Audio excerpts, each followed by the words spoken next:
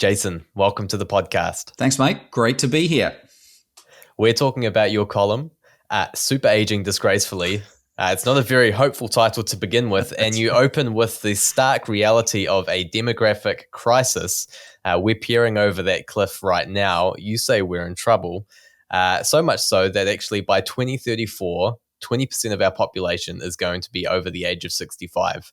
Explain for us what is our demographic situation and how does that sort of impact the economic side of things for our country?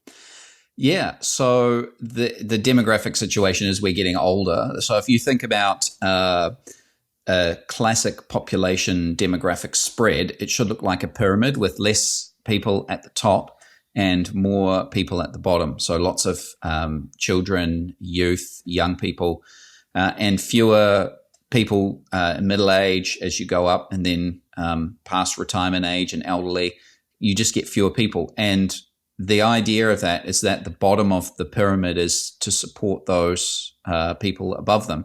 The problem is New Zealand and a lot of Western nations now are starting to see, some of them are seeing that population pyramid look like a funnel. So it's just straight. So there's kind of an even distribution all the way up and down. And others are seeing it inverted. So there's less young people than there are older people. And that's a problem because the way that our economic system works is that it requires more people coming in to pay taxes to support those people who are already in the system. So kind of like a Ponzi scheme in some sense, right? Not the sense that they're trying to rip people off, but that just it's required. Our economic system came about a couple of hundred years ago when there was families having 7, 8, 9 kids. That was a normal size family, and so there was the hope, the expectation, the reality that those young children would grow up and they'd support their elders, and they would be workers who would contribute, pay tax to the government, and the government would be able to supply services. But as you get more and more people aging out of the workforce at retirement age at 65 and receiving their superannuation, then you have less people paying tax, you have less ability to support systems that we have, the health system, even roads and things like that. They're all paid for by tax, and so that tax then is spent on people's superannuation, and our tax deficit is our deficit in our budget. The last time I looked was quite significant. Is the solution then to abandon this Ponzi scheme we have, or is it to get more people into our country who are young, they have vitality and contribute to the economy, to the welfare system that can support our aging population? I think it could be both. If I was going to be like super, hopeful or wanting to have my cake and eat it too, you could do both. I don't know. I'm not an economist. I don't know what sort of economic system you could come up with that would be an alternative. It would probably look like the government doing less potentially. So the government's not having to fund so much stuff. That there's more local. How might they do less? What are some areas they could cut back on? Well, we could potentially think about the healthcare or aged care or kind of those social services that used to be done a lot by religious groups and religious charities. They could kind of give back some of those social services.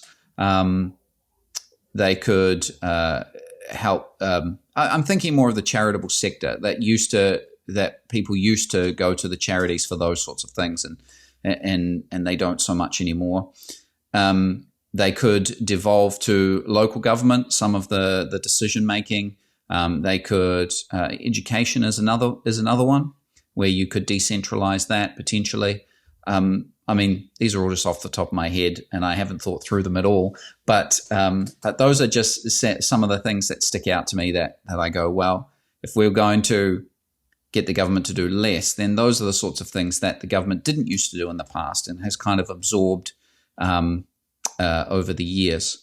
So I think you could do that, some sort of different economic system. But also, I think you could encourage people to have more children, or try and encourage more young people, young families to move here. And that's how we have. So New Zealand is, I think, one of those countries where our population graph looks like more like a funnel. And we've managed to kind of avoid the inversion by having a lot of immigration. I think immigrants added about 70,000 people to our population in the last year. So not an insignificant number, the size of a small town in New Zealand coming in. And so that's encouraging. But I think it needs to be more if we're going to get that pyramid back to where it was and see our population or our nation thrive. Are there any other nations ahead of us that we can look to and go, okay, that's what our future looks like if we do nothing?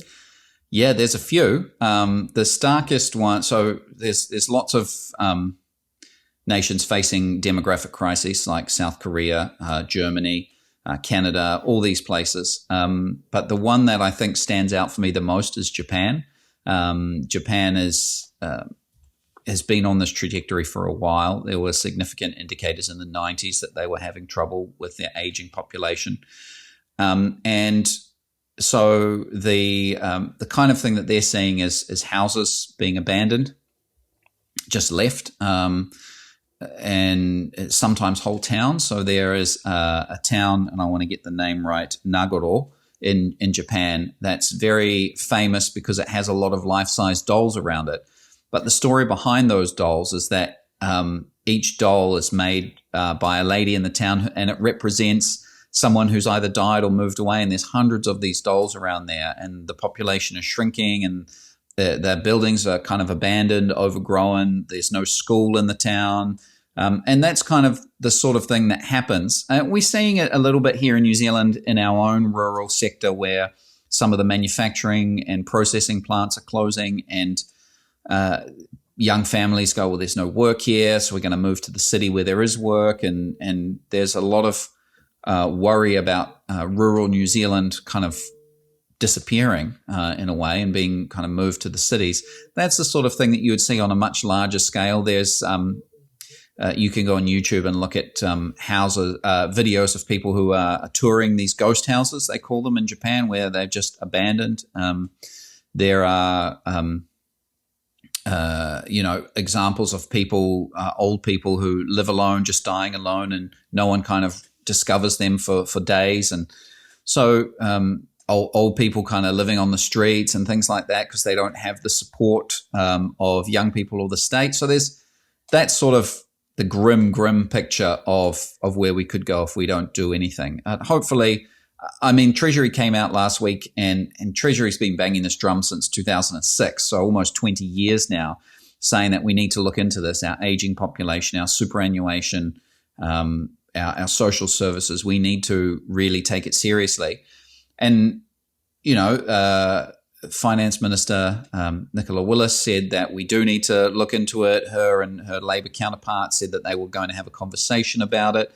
And there is some movement around it, but doing something like touching superannuation, maybe raising that age so that we don't have to pay as much, that's a dangerous game to play. I think Sir Bill English tried to do that in 2017 and got really ripped to shreds by other MPs, so much so that I recall he said it was political suicide to touch super. So raising the age of super is difficult, but maybe something like means testing, which a colleague of ours has suggested in the past, where we go, well, some people who can still work, like maybe you or I, when we're 65, if we're sitting here talking, it's not as strenuous as digging up roads or buildings or that sort of thing. So we might be able to work for a bit longer, and so we could phase into that retirement or that super age. Germany's done things. So Germany, as I said, is another nation that struggled with an aging population. They've done things like retrain some of their elderly people to fill gaps in services and places like that where they need them, so they're continuing their employment. So, I mean, that's something we could do to fill some of the health gaps in the health sector or the education sector or something like that. So there's lots of lots of solutions, but it's just, I think, us having a hard conversation and going, we need to do something. What can we do that's going to alleviate this? So it's not looking great around the world. We may be in a better position than other countries, but really, I guess for us, is there a hopeful note? Any reason to give us cause for, I guess, a sense of a brighter outlook maybe than some other countries, and how could we grab that with both hands? Yeah, so the brighter outlook for us is that we have managed to avoid the problem that most Western nations face. Our birth rate held steady for a long time at 2.1 until about a decade ago. It's come down since then, but it's still high compared to other countries. We should, try and get that back up again. But we've also managed to, as I said earlier, encourage a lot of immigration. And so that's something I think we should grab with both hands, is try and be an attractive immigration destination for skilled people who are going to fill the gaps in our labor market and who are going to contribute to our society long term. So if we can increase that 70,000 or so people who moved here last year and find employment for them, find places for them to settle long term and to help them become Kiwis, I think that's something that we can take and take courage from, encouragement from, and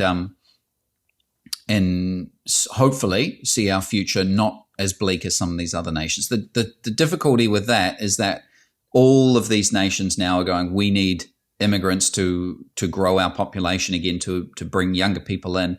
And so we need to look at what is it that might make us more attractive. Is it our health system? Is it our education system? Is it our the opportunities that people have to grow and develop and become people of means themselves?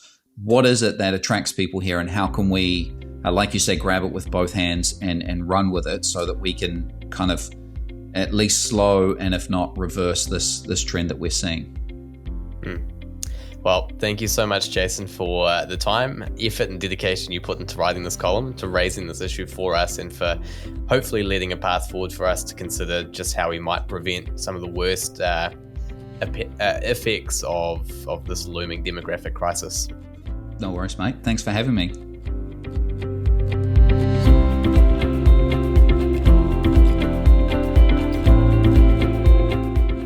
New Zealand is facing a demographic crisis that could seriously hurt our economy.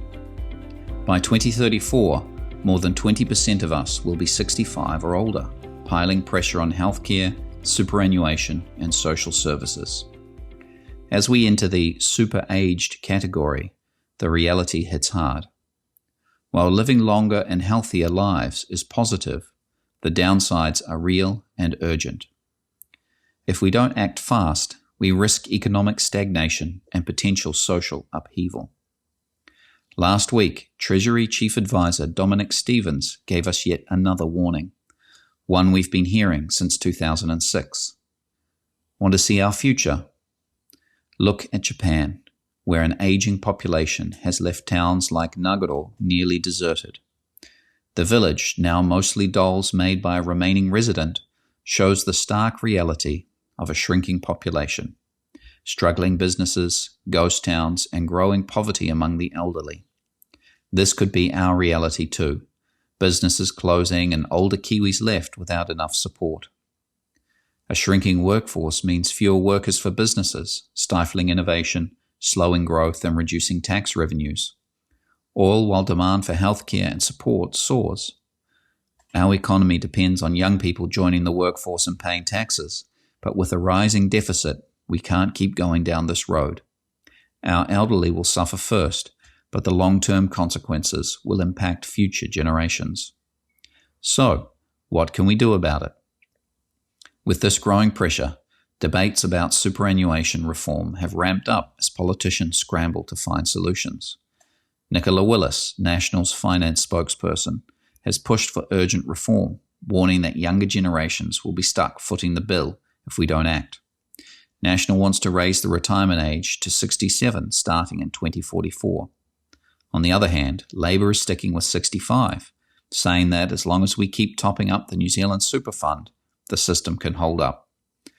But, as Sir Bill English once noted, touching superannuation is political suicide, underscoring just how challenging it is for politicians to make any meaningful changes to this sensitive issue. But Treasury's warning suggests that just topping up the super fund isn't enough. We need to consider tougher solutions, like raising the retirement age or means testing superannuation so it goes to those who really need it. It's a conversation we can't keep putting off. Mr. Stevens suggests that we need more young people who are willing and able to support their elders. A good start. Looking beyond New Zealand for answers, Germany has tackled this problem by offering businesses incentives to keep older workers employed. This lightens the economic burden and gives older workers a renewed sense of purpose, something we should consider here. We can begin by raising or means testing the retirement age, reducing the pressure on superannuation and keeping skilled workers in the workforce longer. Retraining older workers could also help fill critical gaps in areas like healthcare. Meanwhile, targeted immigration policies could bring in younger, skilled workers to support our aging workforce. The aging crisis is already here. If we don't act now, we risk economic decline and deepening social divides. But with bold action, we can secure a strong future. The super aging clock is ticking.